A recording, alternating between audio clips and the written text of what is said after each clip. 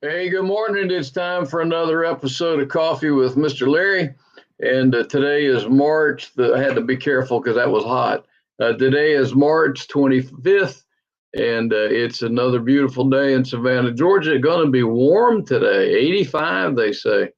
And but we got out a little bit yesterday and rode around, and man, their dogwood's out, and the wisteria's out, and the azaleas are some of them are really starting to pop. So it's a beautiful time in nature. Kind of springtime. God just kind of shows off His beauty, I think.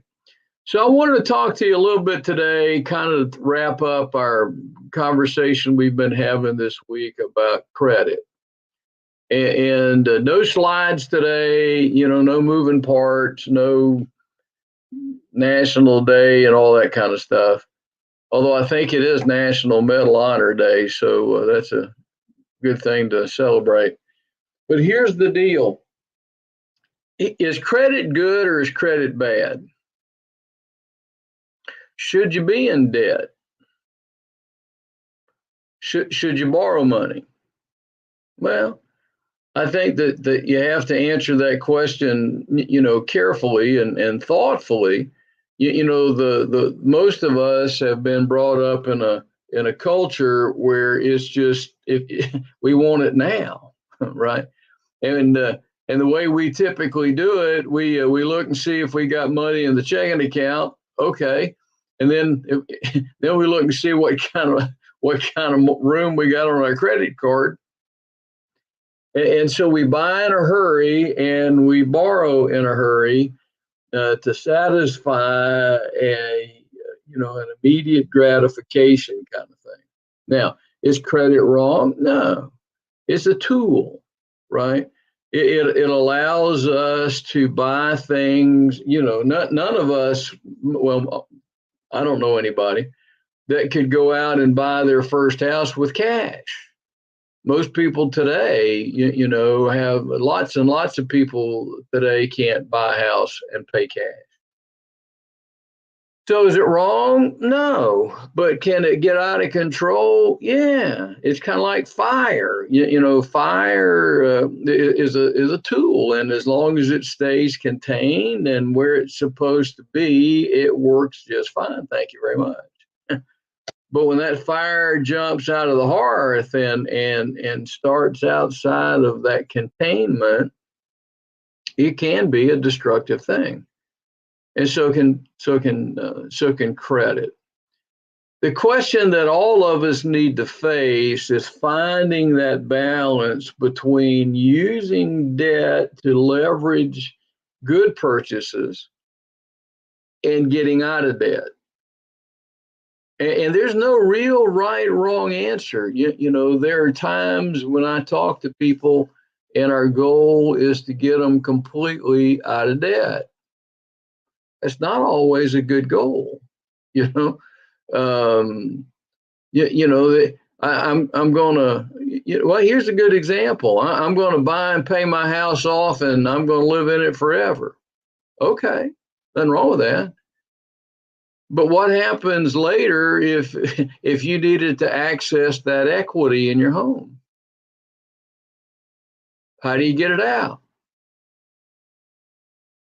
Well, you got to borrow it out, right? Nothing wrong with that either. But everybody's situation is different. And I just kind of wanted to end the conversation about credit being you, because it can get it. Most of us, the biggest obstacle to our having wealth in our older ages, I almost said old age, but that I don't want to be old age, it is credit, right? We spend all our lives paying thank you notes to people who loaned us money. If you buy a house and stay in that house for 30 years, you're going to pay double what you bought it for, right? In a traditional way. So I just kind of felt like that we would finish up our little talk today about If your credit's in a mess, you need to get it fixed. And if you need help doing that, I got a good resource for you. If you want to get out of debt and quit paying those crazy interest rates, right? I mean, the economy is cooking along, and we're going deeper into debt in some ways, and we're paying 28, 29% on some credit cards. That's nuts. You'll never pay that thing off. Talk to somebody that can, if you think it's a little bit out of control or you think you can do better, have a conversation. Third party is always a good way to go about doing that, right? So I'm going to kind of quit preaching today. I'm just here to tell you that credit debt is a tool. If you use it wisely, it's great. If you don't use it wisely, it will not be good. So that's it for today. Tomorrow is Friday, and we will have our what the Bible says about money. And tomorrow, I think I got a pretty good little subject for you. So stick your head in the door and have another cup of coffee with Mr. Larry. Until then, God love you. And if the Lord willing and the creek don't rise, we'll be back tomorrow for another episode of Coffee with Mr. Larry. Do me a favor and share this with folks, right?